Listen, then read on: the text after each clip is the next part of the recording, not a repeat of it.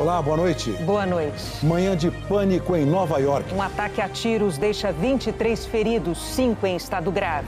Mais de 10 horas depois, a polícia ainda procura o suspeito na região do Brooklyn. O presidente da Rússia, Vladimir Putin, diz que as negociações de paz chegaram a um beco sem saída. E que o exército vai alcançar os objetivos que ele chamou de nobres. Diante do avanço das tropas russas, 3 em cada 4 moradores já deixaram a cidade portuária de Mariupol. Criminosos roubam um carro e arrastam uma mulher de 72 anos presa a um cinto de segurança. O Conselho de Ética da Assembleia Legislativa de São Paulo aprova o pedido de cassação do mandato. De um ataque a tiros hoje de manhã dentro de um vagão do metrô no bairro do Brooklyn. O número de feridos chegou a 23. Correspondente Sandra Coutinho está na região do ataque e traz as atualizações. Olá, Sandra, boa noite para você. Quais são suas informações de momento, Sandra?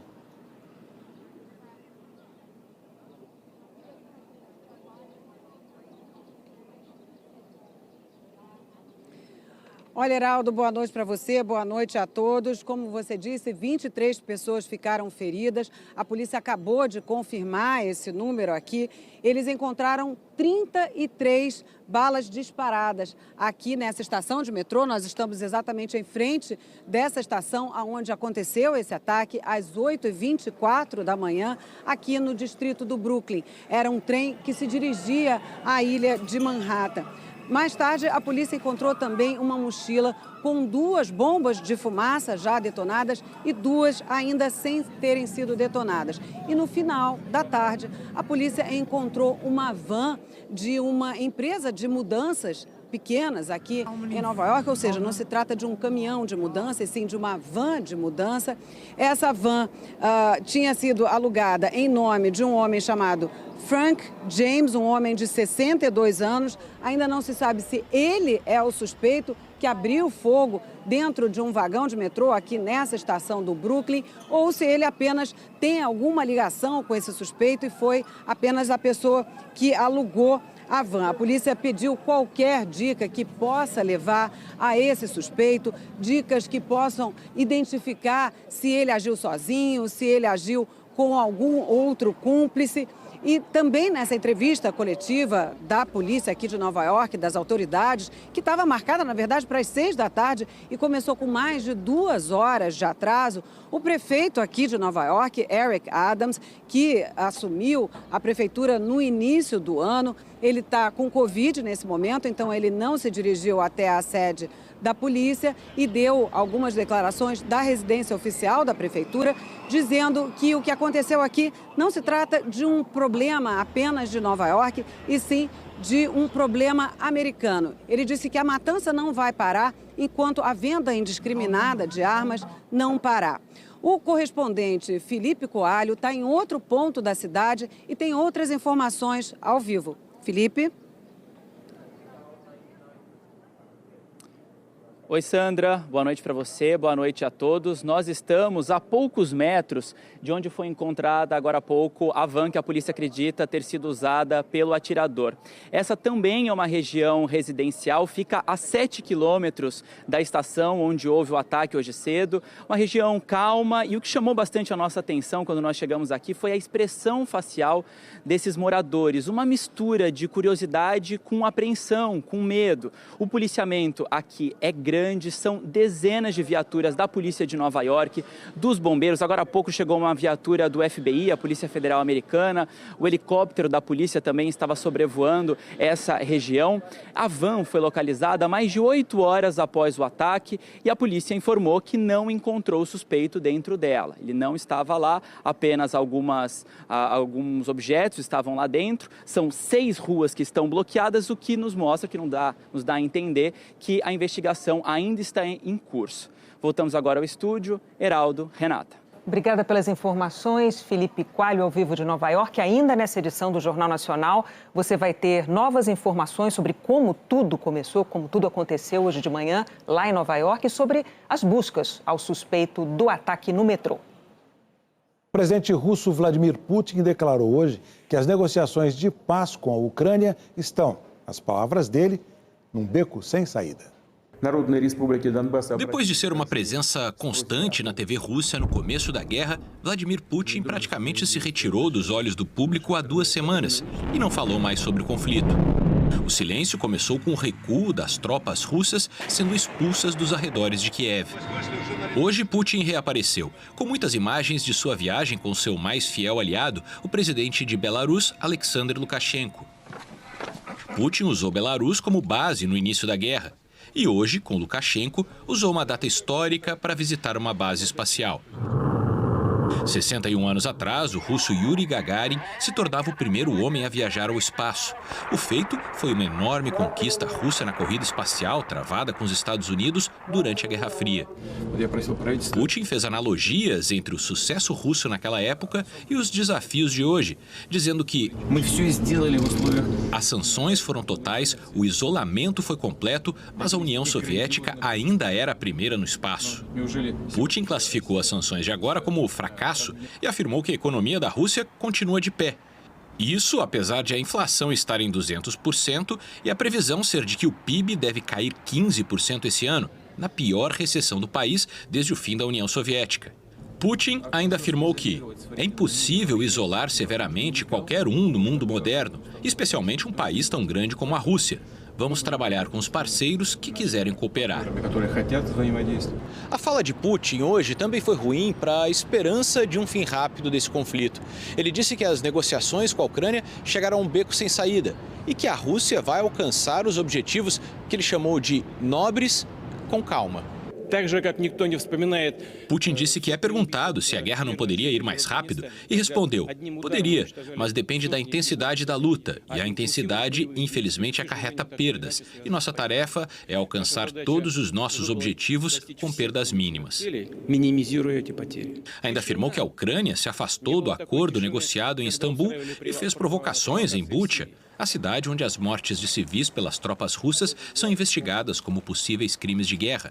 Putin chamou a acusação de falsa. Aqui nos Estados Unidos, o presidente Joe Biden, pela primeira vez, usou o termo genocídio para se referir a Vladimir Putin. Não foi uma resposta direta ao líder russo, mas num pronunciamento, ao falar sobre a inflação no país, Biden disse: seu orçamento familiar, sua capacidade de encher o tanque com combustível, nada disso deve depender de um ditador declarar guerra e cometer genocídio no outro lado do mundo. 3/4 da população de Mariupol foram embora da cidade ucraniana arrasada pela guerra. Mais de 20 mil pessoas teriam morrido até agora. As tropas russas continuam tentando assumir o controle de Mariupol, mesmo desfalcadas. A resistência ucraniana também já não possui a mesma força.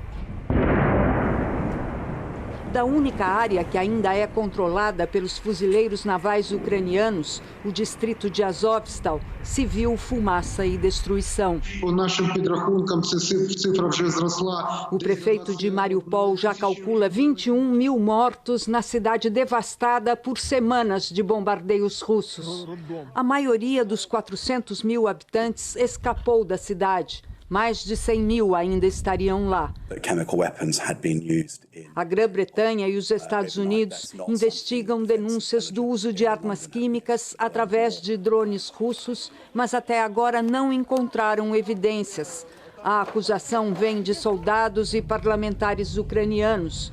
As supostas vítimas dessas substâncias não estão em condições graves de saúde. O porta-voz das milícias separatistas pró-Rússia, da autoproclamada República de Donetsk, nega. O presidente Volodymyr Zelensky também denunciou que ucranianos estão sendo deportados das regiões ocupadas. Ele disse que centenas de milhares de pessoas foram levadas para o exterior e colocadas em campos de filtragem. Os seus documentos foram retirados, elas foram interrogadas, humilhadas. Não está claro quantas pessoas foram mortas. Muitas foram enviadas para regiões russas e estão proibidas de sair. É óbvio que é uma tentativa de se livrar de testemunhas de crimes de guerra, disse o presidente. Em Kherson, outra cidade portuária, soldados russos estariam ocupando as casas e mandando embora os moradores. O motorista de ônibus Yuri Kajuta ouviu de um soldado que gente vinda da Crimeia e de outros vilarejos seria levada para morar ali, na República Popular de Kherson. O jornal britânico The Guardian revelou que, para driblar as sanções do Ocidente, a Rússia está recebendo munição e equipamentos militares contrabandeados do Iraque com a ajuda de milícias iranianas. Entre essas armas estariam lançadores de foguetes projetados no Brasil. Um mal-estar diplomático entre a Embaixada da Ucrânia junto à Santa Sé e o Vaticano. A embaixada ucraniana contestou a escolha do Papa Francisco de colocar lado a lado russos e ucranianos na Via Crucis desta Sexta-feira Santa. O Papa quis unir no evento religioso os dois povos em guerra. A seguir, o setor de serviços, o que mais emprega no país, perde ritmo e apresenta queda pelo segundo mês seguido. E nossos repórteres trazem novas informações sobre as buscas ao atirador do metrô em Nova York.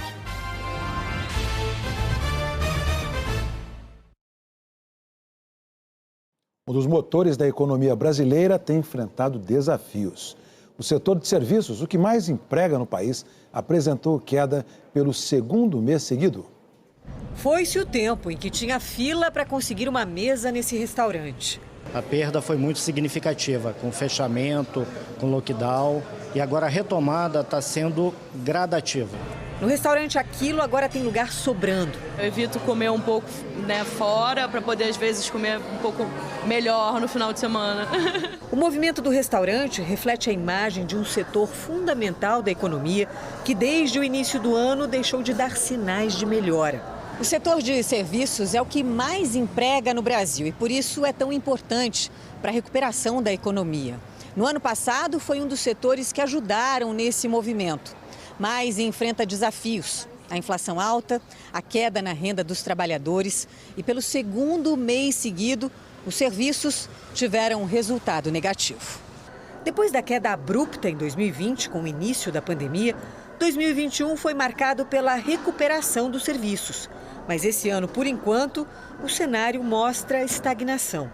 A queda foi de 0,2% em fevereiro, em comparação com janeiro, segundo o IBGE. A perda acumulada nos 2 primeiros meses do ano é de 2%. Houve uma retomada do setor, principalmente no ano de 2021, com a questão da vacinação andando. Mas quando a gente vê a chegada do final do ano, uma questão macroeconômica muito mais negativa, com inflação elevada, juros em alta, o próprio consumidor com sua renda muito reduzida, isso faz com que essa recuperação seja muito mais lenta. 2 de 5 segmentos apresentaram queda: serviços de informação e comunicação e outros serviços, que incluem, por exemplo, conserto de carros e compra e aluguel de imóveis. A economista Margarida Gutierrez reforça que, apesar das últimas quedas, o setor teve bons resultados no ano passado e hoje está 5,4% acima do nível de fevereiro de 2020, pré-pandemia. Os entraves são a inflação. A inflação, porque a inflação bate direto na renda média real do cidadão. Ela tira poder de compra. Mesmo com liberdade para viajar agora, quem trabalha com turismo ainda vive de incertezas. O dono desse hostel está com casa quase cheia para o carnaval no Rio. Mas depois da folia, o que o sistema de reservas no computador mostra é preocupação. A gente entende que a gente entendia que tinha uma demanda reprimida para a galera querer viajar, ao mesmo tempo a economia interna está em frangalhos, então viajar não é uma prioridade. Depois de tanto sufoco, o início do ano trazia esperança de ver os turistas de volta como antigamente.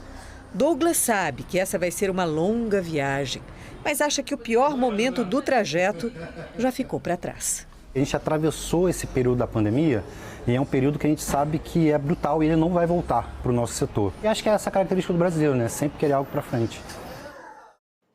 Uma parte significativa da indústria brasileira também enfrenta dificuldades para crescer e o problema não é de agora. Uma peça minúscula capaz de parar fábricas gigantes.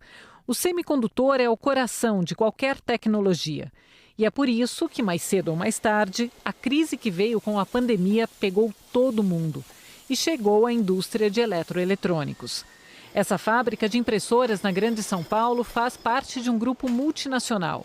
A linha de produção não parou nenhum dia, mas o ritmo foi revisto quando começaram a faltar semicondutores no mercado internacional. Um dos pontos-chave foi rever a nossa logística, junto à nossa matriz no Japão, no sentido de alocar os componentes na medida que nós necessitávamos, para que a operação não sofresse nenhum impacto. E isso acabou acontecendo de uma maneira muito boa, apenas com medidas internas, controlando o volume versus disponibilidade. Nós conseguimos passar por esse momento mais crítico, que foi logo após o início da pandemia. Essa fábrica no Brasil é a única da companhia japonesa que fica fora da Ásia. Isso faz com que seja totalmente dependente dos componentes que vêm de lá. Mas é assim com a indústria de eletroeletrônicos do mundo inteiro. O continente asiático é o grande fornecedor de semicondutores. Por isso, qualquer problema na região tem impacto global. Agora existe a preocupação com os novos lockdowns na China, que estão parando as fábricas de novo.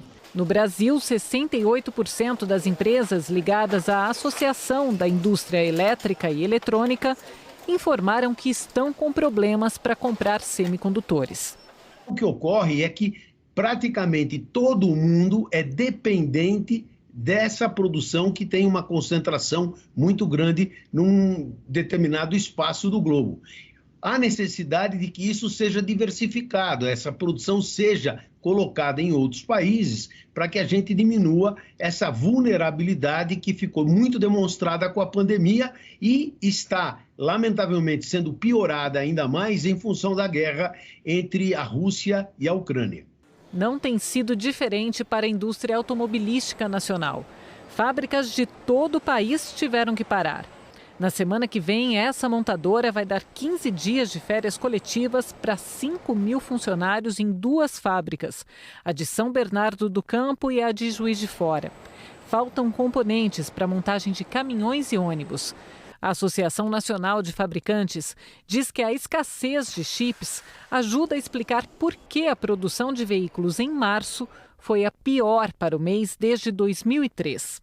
Nós temos paradas de produção, interrupções de fornecimento que podem, dependendo da montadora, afetar por alguns dias, ou por um turno, ou por semanas. Então você tem mais dificuldade de organizar a produção, de entregar o volume requerido pelo mercado, tanto para o mercado interno como para a exportação. Imaginamos que a gente vai continuar tendo uma limitação e melhorando gradativamente até o final do ano, mas a solução mesmo a gente vê de forma mais estruturada para 2023.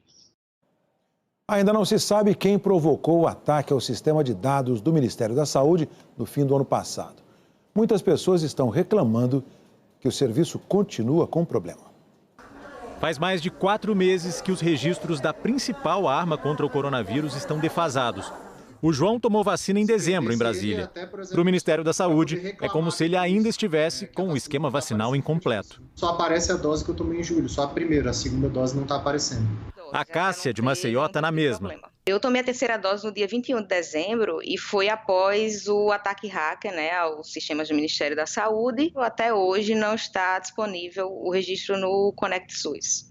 O site do Ministério da Saúde e o aplicativo do Conect SUS, que é a plataforma que mostra os comprovantes de vacinação contra a Covid, foram invadidos por hackers no dia 10 de dezembro. A Polícia Federal e o Gabinete de Segurança Institucional assumiram a investigação do ataque. Milhões de brasileiros ficaram sem acesso aos dados de vacinação por 13 dias.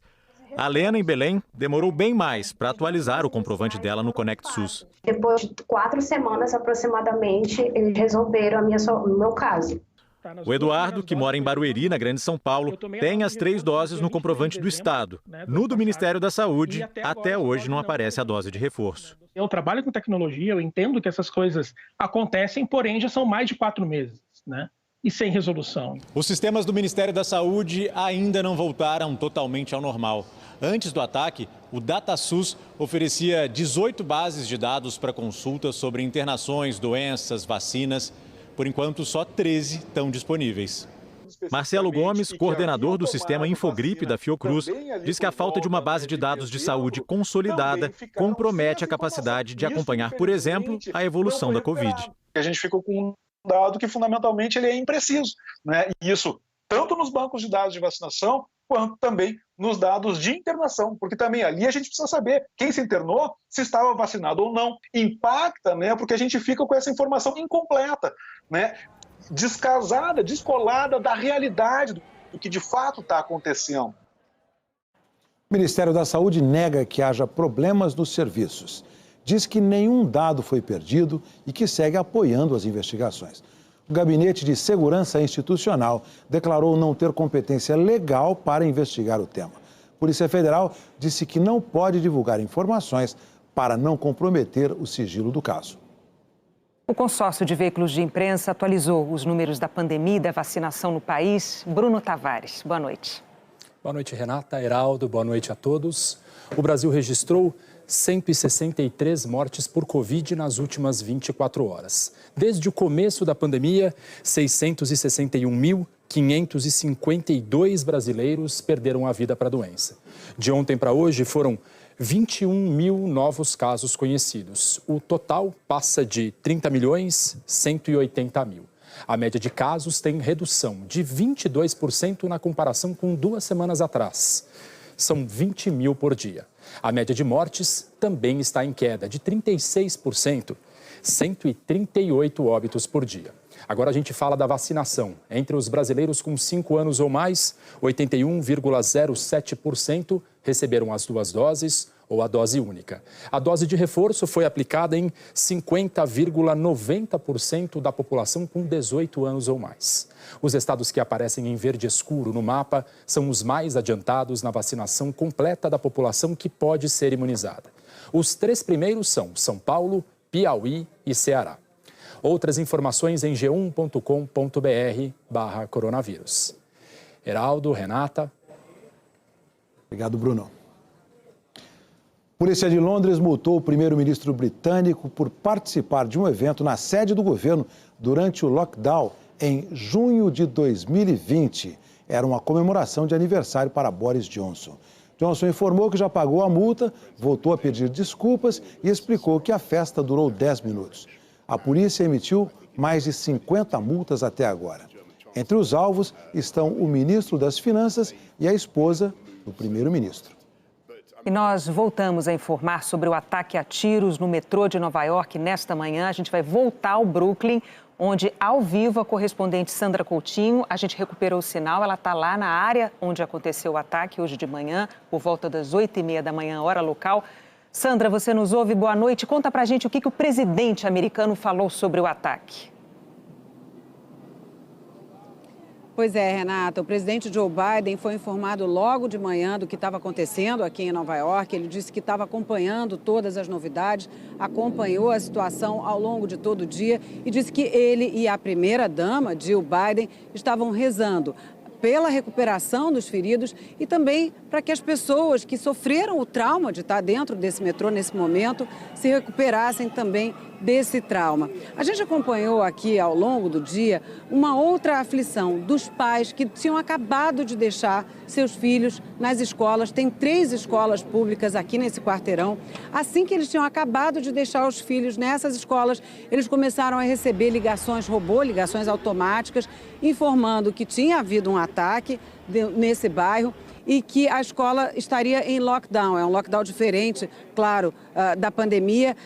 Do que se trata esse lockdown? As crianças teriam que ficar dentro das salas de aula, dentro dos ginásios e não poderiam sair nem para ir ao recreio. Nenhuma parte aberta da escola poderia ser acessada pelas crianças. Ninguém poderia nem entrar, nem sair. Ou seja, os pais ficaram aflitos, não podiam nem ir até a escola porque não seriam admitidos nessa escola. Então, a gente acompanhou o momento em que eles foram buscar essas crianças no fim da tarde, todos muito aliviados, e algumas crianças de 7, 8 anos descreveram que ficaram muito assustadas. Ao longo do dia, ouviram muitas sirenes de polícia. A gente continua a ver que a polícia continua a manter essa estação fechada para continuar as investigações. O correspondente Felipe Santana acompanhou toda essa situação ao longo do dia. Vamos ver na reportagem. As pessoas tentavam sair do vagão. Quando a porta abriu, começaram a correr assustadas do trem parado na estação. De dentro também saiu uma nuvem de fumaça. Segundo informações preliminares da polícia, às 8h30 da manhã, um homem abriu uma lata com uma bomba de fumaça e depois começou a atirar contra as pessoas. Esse vídeo mostra vítimas deitadas no chão e nos bancos. 10 foram baleadas e 5 estão em estado grave, mas estáveis. O suspeito vestia um colete verde como de trabalhadores de construção e usava uma máscara de gás. Conrad disse que estava chegando à estação naquele momento e viu um jovem ensanguentado se arrastando escada acima, tentando sair. Ele pensou por um momento e saiu correndo. A assistente médica Miriam contou ao correspondente Felipe Coalho que estava no trem indo para o trabalho quando ouviu um barulho. Ela prestou os primeiros socorros a 3 dos feridos ainda dentro do vagão. Ela disse: "Não dá para descrever o medo que dá de poder ser atingida por uma bala. Eu achei que era uma bomba por causa da fumaça. Cobri a cabeça para que nada me atingisse. Graças a Deus, estou bem. Foi um susto." Já esse homem disse que viu a correria e aí desceu até a plataforma. Ele conta que várias pessoas gritavam por ajuda e que viu uma senhora baleada na perna. A polícia cercou a estação e avisou por celular para que os moradores evitassem as 20 quadras do entorno.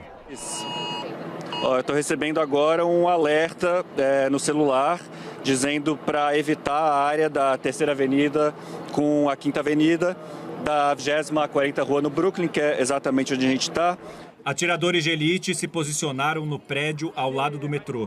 Por volta do meio-dia, a polícia falou pela primeira vez. Explicou que não estava investigando o ataque como terrorismo, mas que não descartava nenhuma hipótese. E que tudo indica que o crime foi premeditado. Uma arma foi apreendida juntamente com uma bolsa cheia de latas e fogos de artifício.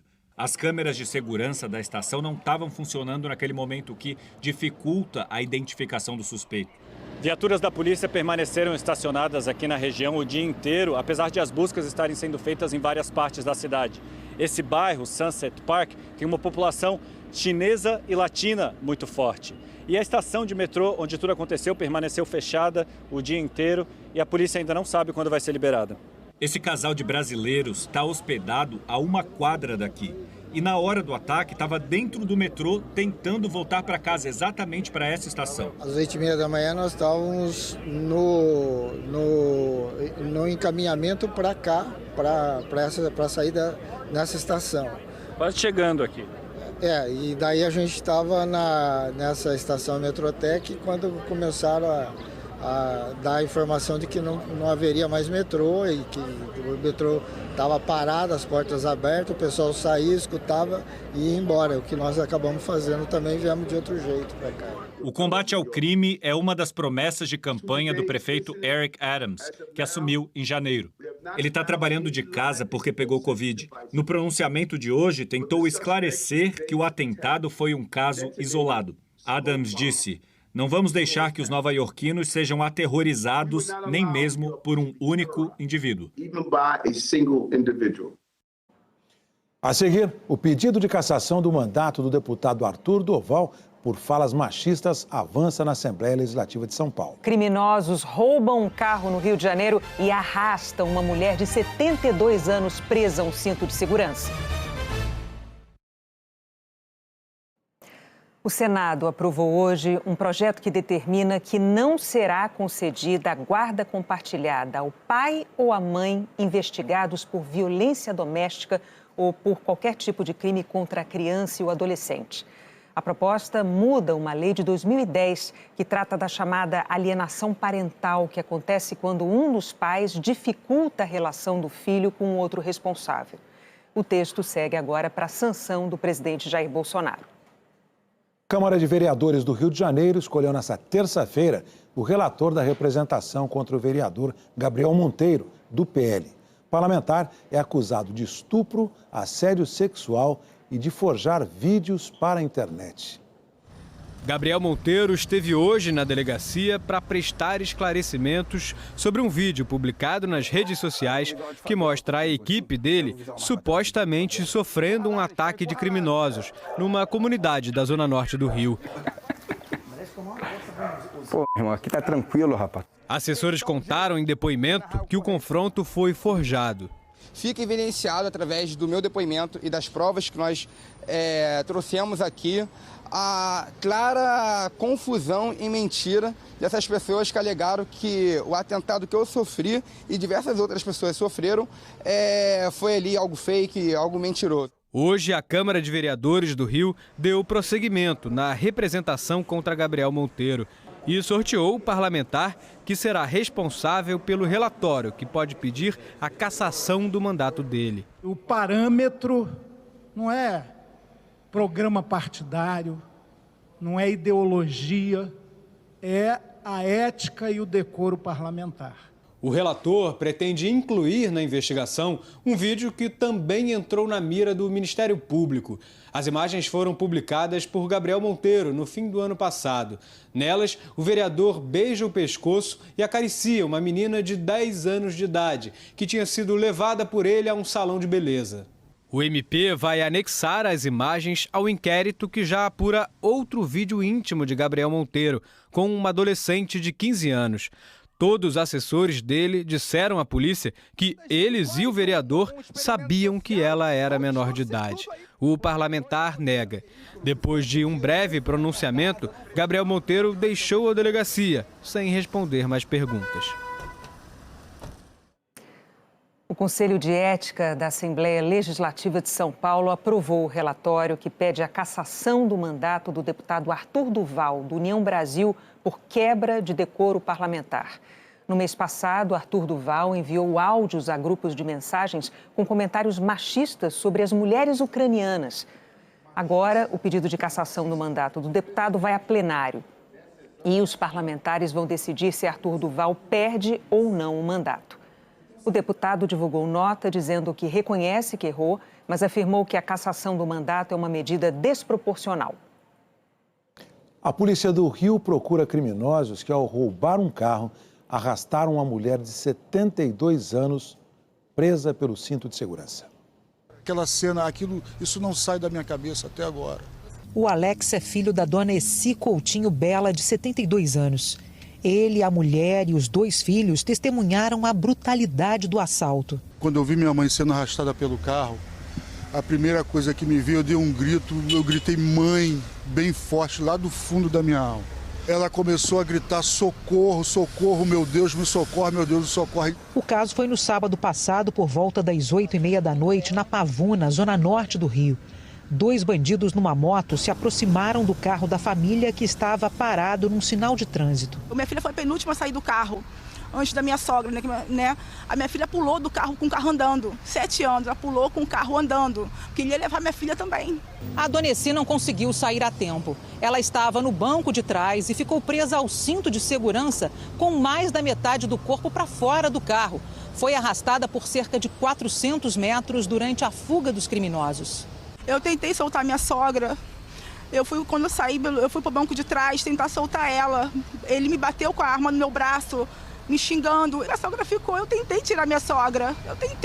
Mas eu não consegui. Uma câmera de segurança registrou o exato momento em que ela foi arremessada para fora do carro. O jornal O Globo divulgou o vídeo.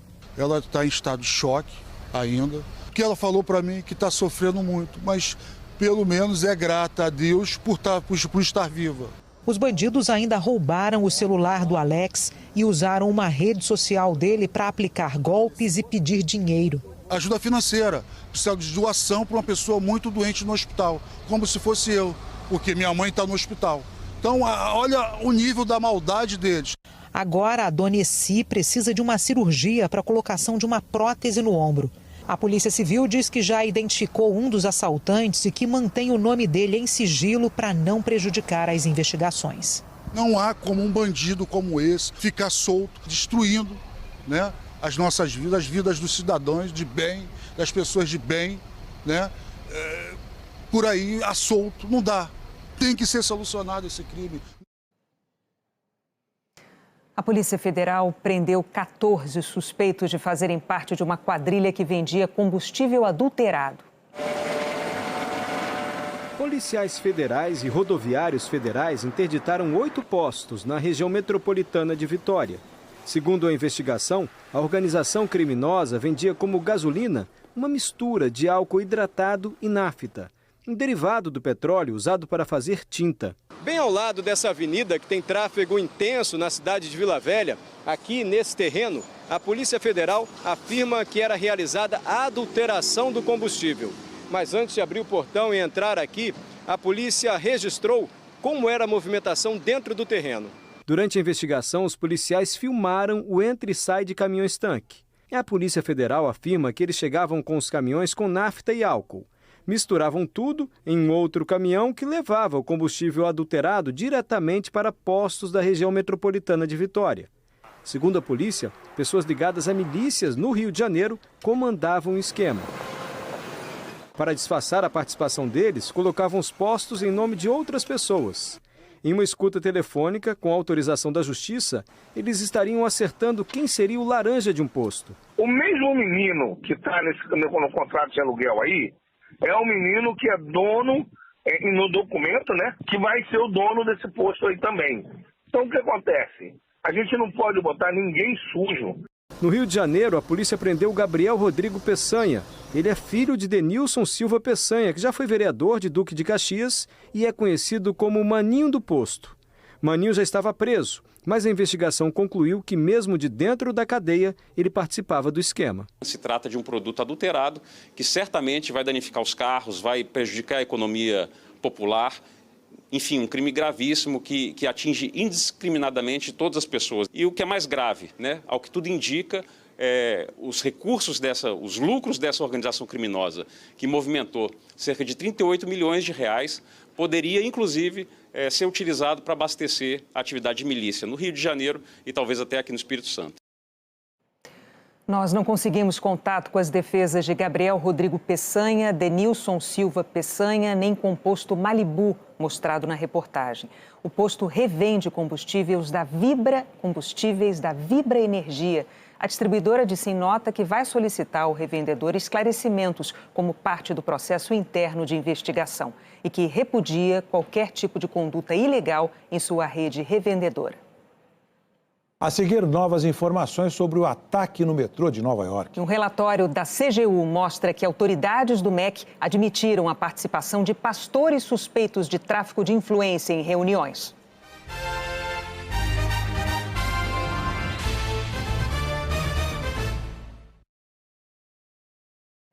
Um relatório da Controladoria Geral da União mostra que autoridades do Ministério da Educação admitiram a participação de pastores em eventos com prefeitos, aqueles que são suspeitos de intermediar irregularmente a distribuição de verbas do governo. Os depoimentos foram para uma comissão interna da Controladoria Geral da União, que investigou a atuação suspeita do pastor Arilton Moura. Mesmo sem cargo no ministério, Arilton e o também pastor Gilmar Santos são suspeitos de intermediar recursos da educação em troca de propina, em dinheiro, ouro e até com a compra de bíblias. Marcelo Ponte, presidente do Fundo Nacional do Desenvolvimento da Educação, órgão que repassa recursos da educação para estados e municípios, disse que o primeiro contato com o pastor Arilton Moura se deu em fevereiro de 2021 e que as insinuações do senhor Arilton nunca trataram de números, mas sim de frases como, abre aspas, me ajude que eu te ajudo. Fecha aspas. Marcelo Ponte disse que nunca deixou prosperar as insinuações do senhor Arilton.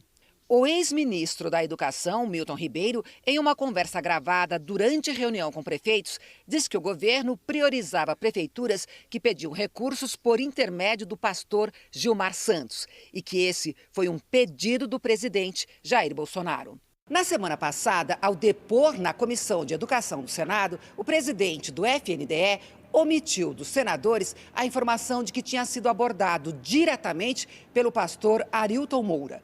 Aos senadores, Marcelo Ponte disse, num primeiro momento, que os pastores apenas oravam nas reuniões do MEC. Depois, disse que não, que eles organizavam os encontros, mas em nenhum momento mencionou a insinuação do pastor Arilton.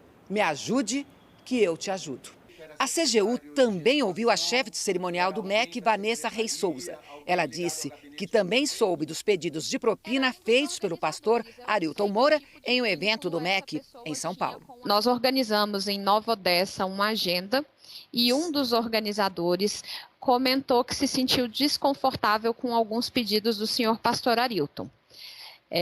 Eu recomendei que esses pedidos que ele se sentiu desconfortável fossem relatados diretamente ao Ministério da Educação de forma formal. A comissão da CGU concluiu que a sugestão feita pelo pastor Arilton Moura, me ajude, que eu te ajudo, embora pareça ser um tanto genérica, pode ao menos em tese autorizar a leitura de oferta de vantagem indevida a funcionário público, o que configura o crime de corrupção ativa. No relatório, a comissão disse estar convicta de que não há indícios de irregularidades cometidas por servidores do MEC, FNDE, no episódio envolvendo o pedido de diárias e bíblias por parte do pastor Arilton, mas que não se pode deixar de sugerir maior rigor na seleção dos participantes desses eventos, de modo a evitar que situações como a do pastor Arilton não tornem a acontecer. A CGU é um órgão de fiscalização do próprio governo e é apenas uma das instituições que estão investigando as denúncias de corrupção no MEC e no FNDE. O ex-ministro Milton Ribeiro foi convidado para prestar esclarecimentos na comissão do Senado, mas não compareceu. O Tribunal de Contas da União, o Ministério Público Federal e a Polícia Federal também estão investigando. Hoje, a PF pediu que o Supremo Tribunal Federal autorize que sejam unificados os 2 inquéritos que apuram o caso. Mais cedo, na Comissão de Educação, senadores governistas sofreram uma derrota. A comissão aprovou convites para ouvir diretores do FNDE. Os governistas tentaram, mas não conseguiram trocar os convites por requerimentos de informação. A segunda Câmara do Tribunal de Contas da União decidiu prosseguir com as investigações sobre o pagamento de diárias, passagens, gratificações para procuradores que atuaram na Operação Lava Jato em Curitiba. Um relatório do ano passado mostra que foram pagos mais de R$2 milhões a 5 procuradores entre 2014 e 2021. Técnicos do tribunal pediram o arquivamento do processo, mas os ministros da segunda Câmara seguiram o relator, ministro Bruno Dantas, e votaram pela continuidade, por entenderem que há indícios de irregularidades. Ao fim das investigações, o tribunal poderá determinar o ressarcimento, pagamento de multa e até impedir os responsáveis de ocupar cargos públicos. O ex-procurador Deltan Dallagnol, que comandou a força-tarefa, disse que vê com perplexidade e indignação o que considera perseguição aos que se dedicaram ao combate à corrupção. Disse que o modelo de pagamento é legal, regulamentado, foi o mais econômico possível e foi aprovado por 3 procuradores-gerais da República. Disse ainda que nunca exerceu função administrativa ou de ordenador de despesas e que o valor recuperado pela Lava Jato é 7.500 vezes maior do que o que foi pago em gastos operacionais. O Comitê de Pessoas da Petrobras aprovou a indicação de José Mauro Ferreira Coelho para o Conselho de Administração da companhia. A votação será amanhã na Assembleia dos Acionistas. Fazer parte do Conselho é um dos critérios para ser presidente da Petrobras. A votação para a presidência será na quinta-feira. José Mauro foi indicado ao cargo pelo governo federal, que é o acionista majoritário, depois da desistência do economista Adriano Pires. A saída do atual presidente Joaquim Silvio Luna foi anunciada no mês passado, em meio a sucessivos aumentos de combustíveis. O novo indicado, José Mauro Coelho, é presidente do Conselho de Administração da Empresa Brasileira de Administração de Petróleo e Gás Natural. Na Bolsa de Valores brasileira, as ações ordinárias da Petrobras fecharam em alta e as preferenciais em queda. O Ibovespa acompanhou o dia negativo dos principais mercados acionários pelo mundo. Investidores voltaram a se preocupar com a resistência da inflação americana. Em 12 meses, o índice de preços ao consumidor dos Estados Unidos atingiu os 8,5%, é a maior variação desde 1981. No câmbio, a cotação do dólar comercial caiu para R$ 4,67. Polícia Federal cumpriu mandados de busca e apreensão para investigar o desmatamento na terra indígena Mencranote, no norte de Mato Grosso. Segundo a denúncia, madeireiros estariam subornando lideranças indígenas da aldeia Cororote para retirar madeira ilegal. Os agentes apreenderam armas e veículos em 3 cidades de Mato Grosso e uma de Goiás. 2 indígenas Yanomamis morreram num conflito entre comunidades que vivem dentro da área demarcada. Segundo o Conselho de Saúde Indígena, a violência foi estimulada pela presença de garimpeiros ilegais. O coordenador do Conselho de Saúde Indígena Yanomami, Júnior Recurari, afirma que os garimpeiros ilegais teriam incentivado o conflito, entregando armas para indígenas favoráveis à exploração de minério da reserva. As comunidades relataram que essa comunidade não aceitava os garimpeiros, então por isso os garimpeiros teram 80 armas na comunidade Tirei, incentivando o fazer conflito. Pelo menos 2 indígenas morreram, 5 ficaram feridos. Ainda de acordo com líderes Yanomami, não há como fazer o resgate dos feridos para um hospital, porque a única aeronave disponível para atendimento está aqui em Boa Vista, passando por uma manutenção. Segundo a Polícia Federal, no ano passado, eram cerca de 20 mil garimpeiros atuando de forma ilegal na região. Mas esse número pode ser muito maior, de acordo com um relatório da Rutucara Associação Yanomami. A associação diz que hoje, 16 mil pessoas são afetadas diretamente pelo garimpo ilegal dentro da reserva. A situação é de muita violência e insegurança. Este agente de saúde trabalha na reserva e fala do clima de medo. Muito difícil para trabalhar lá, muito mesmo, tá difícil devido ao avanço do garimpo e a gente fica com medo mesmo. Eu não quero trabalhar lá de jeito nenhum mais. A FUNAI disse que o problema da mineração na área Yanomami é antigo e foi agravado pelo aumento de garimpeiros venezuelanos na região em razão do fluxo migratório em Roraima e que vem fazendo operações contra as atividades ilegais.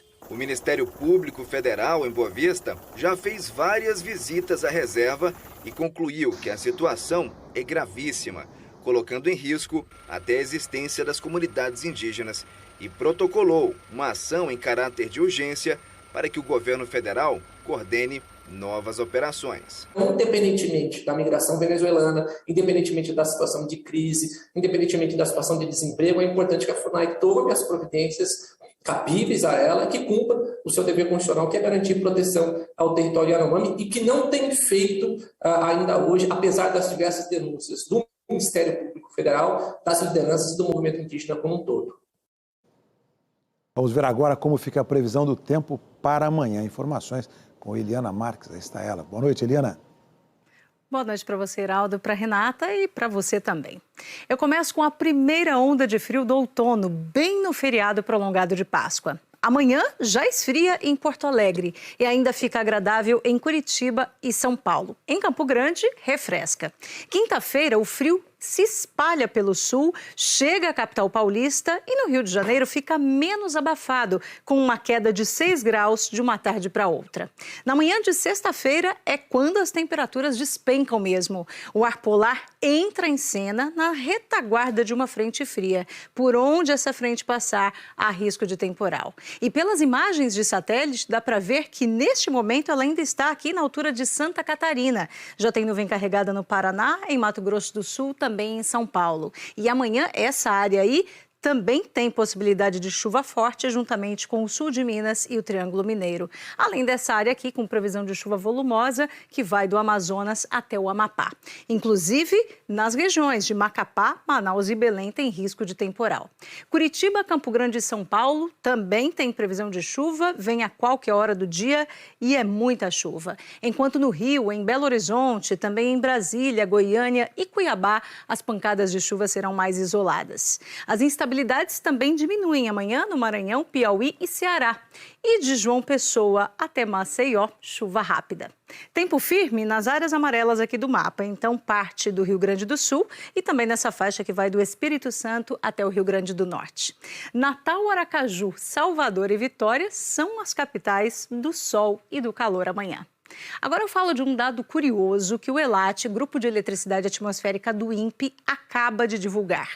12 estados brasileiros registraram raios todos os dias no verão deste ano. A maioria fica aqui, olha, no norte e também no nordeste, onde a ZECIT, Zona de Convergência Intertropical, esta aqui, influenciou na formação das chuvas nos últimos meses. Tivemos também vários episódios de ZACAS, a Zona de Convergência do Atlântico Sul, e eles favoreceram os temporais no centro-oeste e também em Minas. De agora para frente, a ZACAS fica menos frequente, enquanto a ZECIT se mantém aqui perto do Brasil pelo menos até maio. Ou seja, os meteorologistas acreditam ainda em muita chuva em parte do norte e do nordeste nas próximas semanas. Heraldo e Renata. Obrigado, Eliana. Antes de encerrar essa edição, nós vamos voltar a Nova York com o correspondente Felipe Coalho, porque a polícia tem informações sobre envolvimento de um suspeito nesse ataque ao metrô no Brooklyn. Aí está Felipe Coalho. Felipe, com você.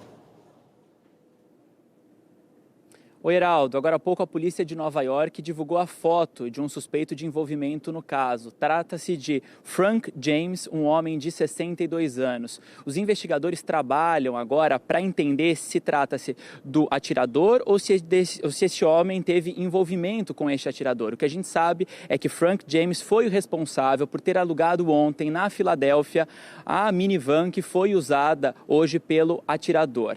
Já são quase 12 horas de buscas pelo responsável deste ataque. A polícia vai oferecer uma recompensa de $50 mil para quem fornecer informações que levem à prisão desta pessoa que fez o ataque hoje cedo aqui na região do Brooklyn. Heraldo, Renata. Felipe Coalho, a situação de um momento aí, perto do metrô em Nova York. Outras informações sobre o ataque em Nova York no Jornal da Globo, que hoje é depois do Profissão Repórter. Boa noite a você. Boa noite, até amanhã.